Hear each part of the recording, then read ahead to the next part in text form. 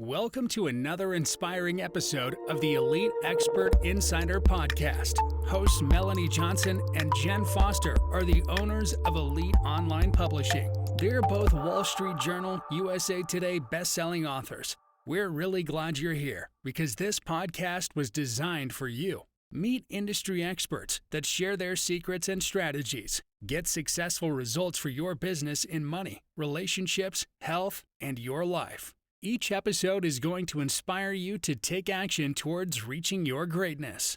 Hello, everyone. The economy is so messed up.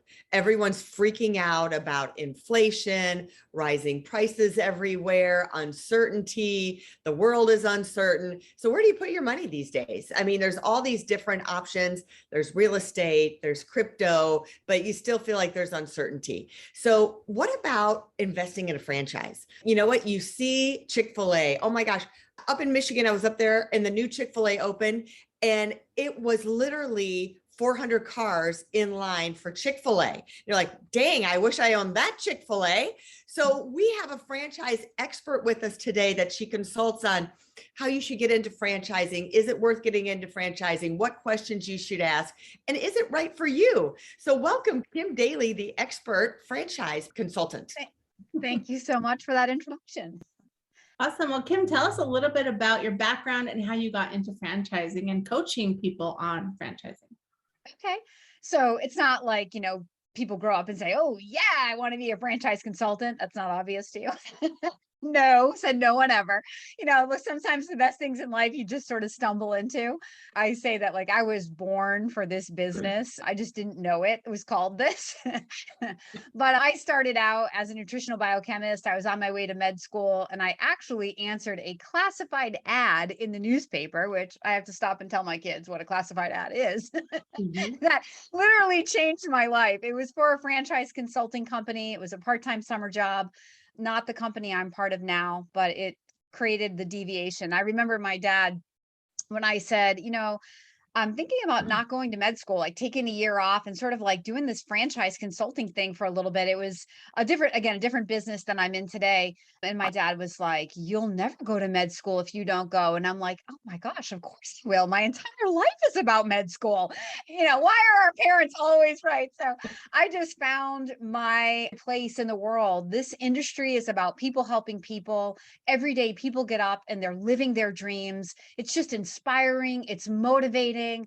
I loved it. I fell in love with it over 20 years ago, and it's taken different twists and turns, and I landed as a franchise consultant. And today I'm one of America's top franchise consultants, which means I just get to help a lot of people change their life. All right, I'm going to start out with the elephant in the room. Why do franchise owners fail? Awesome. So I'm glad you asked the question that way, Melanie. So sometimes people will say, why do franchises fail? And I'm like, well, the hard truth to hear is that franchises don't fail, owners fail. So part of why I have a business is to help candidates who are exploring franchising really learn how to select the right business. Because many times people look at that line at Chick-fil-A and go, well, that must be a great business to own. It's a great business to own if you want to be in a 24/7 business. And really, it's a staffing business, right? It's a staffing and heavy operational business.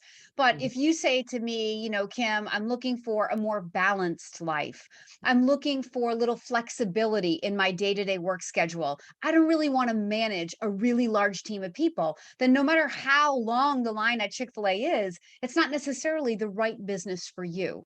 So oftentimes when people are thinking about the business, and this comes back to why it may fail, is because they're picking the business based on like what they think they know or a passion, which is worse for me, instead of focusing on the characteristics of the business and the owner's role.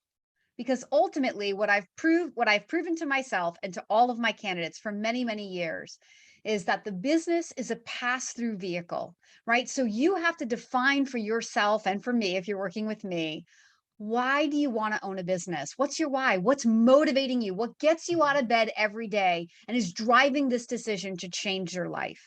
When you're clear about where you want to go, then we can define where you are today, where you want to end up. And then I get to select the right vehicle to help you go from here to there, because that's all the business is. It's producing a financial outcome. It's producing professional and personal growth, right? So we can take businesses that somebody knows nothing about, and then through a process of about 1 to 2 months, they come to this conclusion like, I can't believe I'm going to own this business that 2 months ago I didn't even know I would be qualified to own, or that I could be successful running. So there are many reasons that franchises and franchise owners are not successful, but mostly it comes back to owners have to invest in the right business, one that they can comfortably afford, one that matches the skills they have, the quality of life goals they have. They need to be partnered with the right franchisor for them. And all of that, this is why I have a business, to help people figure all of that out. And then at the end of the day, Melanie, the number one thing you have to do is work the plan. So if the franchise plan works, it's up to the owner to work that plan. I like you said all that, because a lot of times, even just thinking about what investments to make. For instance, there's a hot yoga place here that you work out in a sauna. So I'm like, oh, this looks like a great opportunity. I should have a franchise like this or whatever. So I like that you say that you actually talk to them about who they are and what kind of lifestyle they want. Because I think a lot of times people, especially entrepreneurs and serial entrepreneurs, we look at something and say, oh yeah, that'd be a great investment. I should do that, without even considering what kind of lifestyle that's going to bring. So if, like you said, for Chick-fil-A or Subway or something, you're going to be managing a lot of people, where, compared to a hot yoga place or a tanning salon or whatever, right? Right. The role that you play as an owner is most important, and the environment that you are going to feel productive in, that you're going to feel confident in. And I mean, I think everybody who initially says yes to a franchise, no matter how many businesses they've owned, if this is your first time, there's a little bit of uncomfortableness, right, that you have to kind of overcome. And the only way to overcome it is to put yourself in the arena and go, right, and make some mistakes, because it's in the making of the mistakes that we figure out, when we know what doesn't work is when we figure out what does work. And people think that in a franchise, there shouldn't be any hard lessons to learn. And that's a total myth, right? Mm-hmm. If you're following the franchisor's lead, the path, it's like, if you think about blazing a trail through the woods. So an entrepreneur is literally blazing a trail, right? Cutting down the trees, figuring out with a compass, like which way to maneuver this trail to get to some end point. In a franchise, depending on whether it's a pioneering brand or a more solidified, proven brand, there's a trail, right? It can still be a trail with stumps that you can trip over, right? It can still be a trail that's being blazed on the other end if it's a young, more pioneering franchise, or it can be a 6-lane highway paved through the woods, right? In the case of like the bigger, more established brands. And again, part of what I'm doing with my candidates is measuring their risk tolerances by asking all different types of questions. That it's sort of like a psychological game. They don't know, like, how does this question relate? But it does. I'm measuring, their tolerance for risk, because I don't want to take a more conservative mindset, like an engineer that really is data driven and looking for every I dotted and every T crossed, and to bring something pioneering to this person where, they don't even have 2 years of proven data from franchise owners. Their head's going to explode, right? And if you're out there as a candidate doing this on your own, you may not know even to think about that until you're in the investigation. And then you're like, oh, I looked at franchises and it didn't work for me. And you may never conscientiously make the connection to it didn't work because you were looking at the wrong type of business for your risk tolerance. So all of those things that people are trying to figure out on their own, franchising is all about in business for yourself, but not by yourself. And when you work with a franchise consultant, it starts even in the investigation, where you don't have to make it up on your own. You can let me take your hand and I'll guide you down this path, and I will help you know all of the things you should be thinking about and know before you say yes. Yeah. Well, you talk about risk, and you talk about, with the pandemic and the economy, like how safe is it to have a franchise? Like, I think a I lot of love it. people are a little scared. So tell us a little bit Yeah, about I that. love it. So earlier this week on my YouTube channel on kimdaly.tv, I've interviewed a couple of people in different industries. One that's in real estate, does passive real estate investments, and another actually was a franchisor, but talking about, what if there is actually a recession? And first, let's pedal back to 2020. So I literally sat here in my office, like in shock and awe at how the franchisor partners that I work with adapted and overcame, and the leadership came. And the word I used the other day was comfort. So much of what these franchisors were doing for their franchisees was just comforting their fears that, look, you're not in this by yourself. So don't panic. We've got your back. We are coming together, and collectively we are stronger. There were franchisors out there rallying with landlords that nobody was going to pay rent, franchisors that were, bringing in the PPP money, PPE to help, keep your spaces safe. So that's like the most beautiful part of franchising. That's no matter what's happening. It's about being in business for yourself, but not by yourself.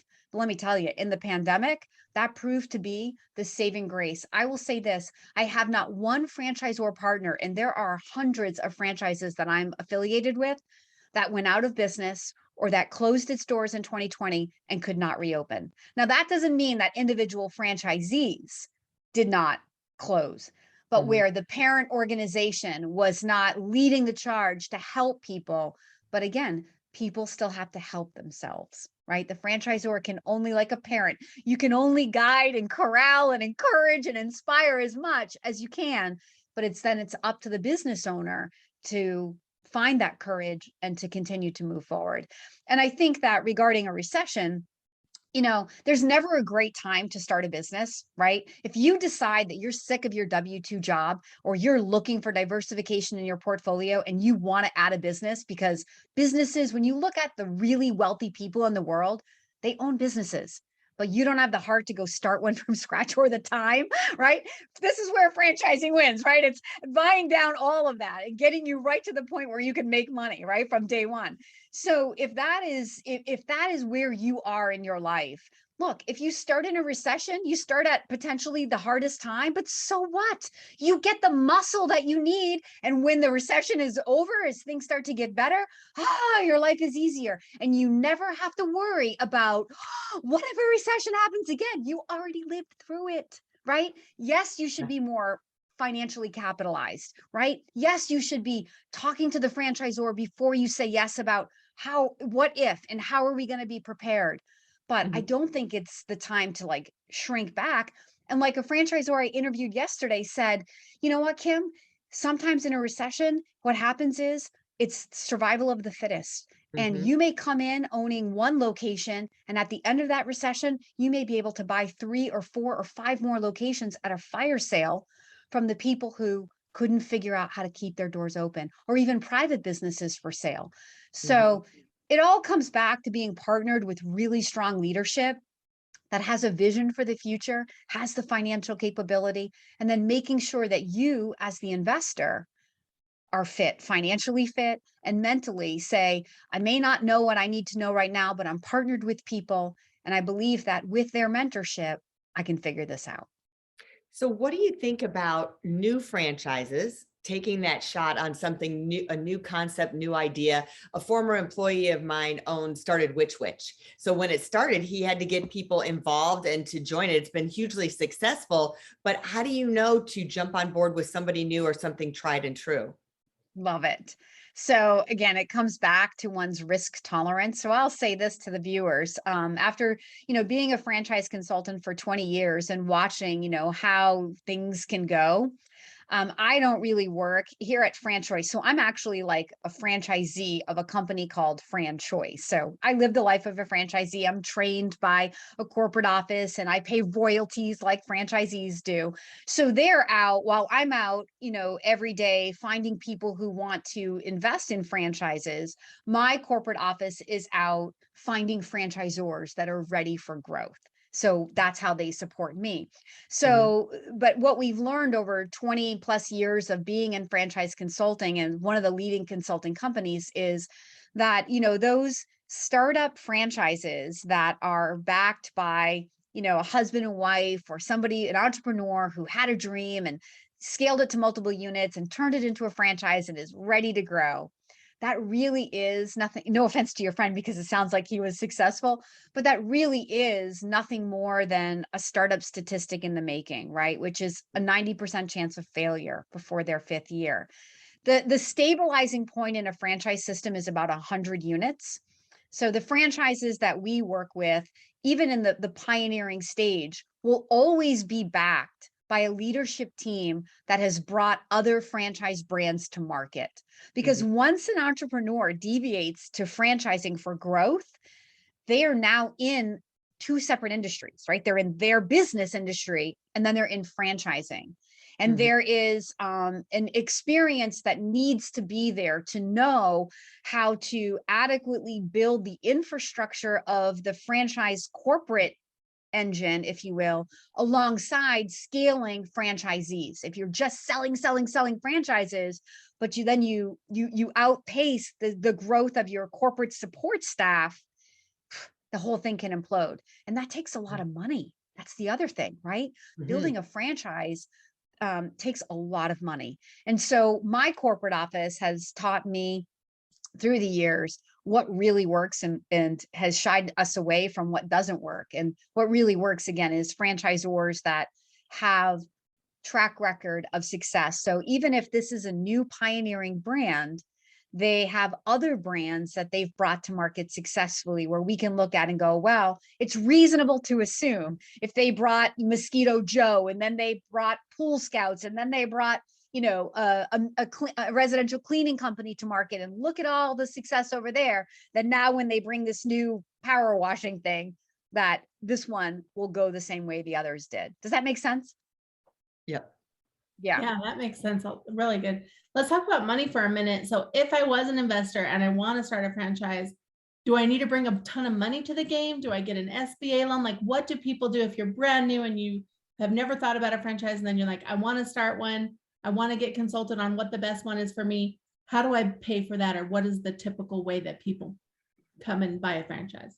I love that question, Jen, because I think a lot of people have a limiting belief that, oh, it must cost $1 million to open a franchise business, right? Or that myth that franchises are more expensive than starting a business from scratch. I love that one. I have so many videos on Kim Daly TV about that myth, right? Just connecting the failure rate of entrepreneurship, which is connected to running out of money, to franchising not being more expensive, but that's what it actually costs to build a business, right? So anyway, I get off on my tangents, but one of the very first conversations I have with my candidates is a very real conversation about what your money buys. So before I ever bring concepts to somebody, I educate people, because a long time ago, I figured out the number one reason people don't move forward when they start my process is over money. So I'm like, okay, so if I can help those people who can't afford it or don't want to afford it, know what it's going to cost, so they fall out in 30 minutes versus 6 weeks, that saves us all a bunch of time. So I've created a way to like help everybody understand in like 10 minutes exactly what your money buys. So now when a candidate says to me, okay, well, based on the facts, I'm comfortable investing X, right? And my net worth is this. Then when I'm bringing concepts to them, we know that they're not going to say no over money. But to further, the second point of the question you're asking is it all cash? Absolutely not, right?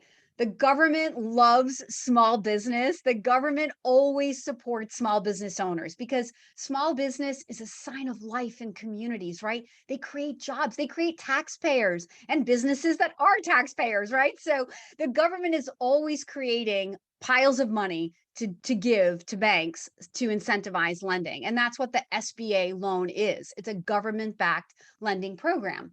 So the SBA money is out there. People use home equity lines of credit, especially right now, if the equity in your house has gone way up. That could be the fastest, cheapest way. Typically, Jen, you're looking at like a 20 or 30% cash injection if you are looking for a loan. So if it's a $300,000 investment, the bank may require you to come to the table with the first 100, which might be the franchise fee of like 50,000 and a little bit of working capital. And they come in and write that, construction loan and the working capital on the back. But to really answer the question you're asking me, I tell every single person that I speak to, if you are interested in franchising, do not eliminate yourself on money until you speak with me, because I invest time with every single person. Even if they fill out my financial form and say, I have $30,000, Kim, or $10,000, and there's not too much I can do to help them, I'm still going to invest the 30 minutes with you to educate you about what franchises cost, because what if that person goes out, invests in Bitcoin, turns the money they have into enough money? They know when to call me back. I'm not just going to turn you away. I want to help people. That's why I love what I do. So no matter if you have the dream, no matter where you are financially, there are franchises that are 20, 30, $40,000. And there are franchises that are 2, 3, 4, 5 million, right? So how do you know what you can afford? You work with someone like myself who can teach you and then guide you to those opportunities. And then also guide you to the financial resources, because all the lenders, they're my friends. Look, they want my candidates, right? Because my candidates are people that are going to invest in a franchise and they want to help fund those. So I have the most amazing friends in franchise lending, and all they do is find money for people who want to start franchise businesses. I love that. Such great information. Well, Kim, tell everyone where they can find you and connect with you if they're interested in going down the franchise road. You guys have asked great questions today. Thank you so much. So I'm really excited about my YouTube channel, which is Kim Daly, my last name, Daly, kimdaly.tv. We have over 300 videos on all things franchising, business ownership, investing, mindset coaching, to inspire and educate and share a little bit of what I know with anybody who's willing to watch me on TV. Awesome. I love it. We'll put that link up in the show notes as well as up on the video on YouTube, and people can go to kimdaly.tv. Thank you so much, Kim, for being on the show. Thanks for listening today. Remember, if you want to become an author, we guarantee you'll be a #1 bestseller when you work with Elite Online Publishing. We have a VIP day that helps you get all your content within 6 hours. We have a 30-year book written right away. So contact us anytime and hit that submission button. We'll talk to you soon. Bye-bye. Bye. Hey, are you looking to increase your revenue, build credibility, and elevate your brand? This podcast is brought to you by Elite Online Publishing, an innovative publishing and full-spectrum marketing company. They will publish and market your book to make it a #1 bestseller. Becoming an author is the best way to market your business. So contact them at eliteonlinepublishing.com today. All of their authors become #1 bestsellers.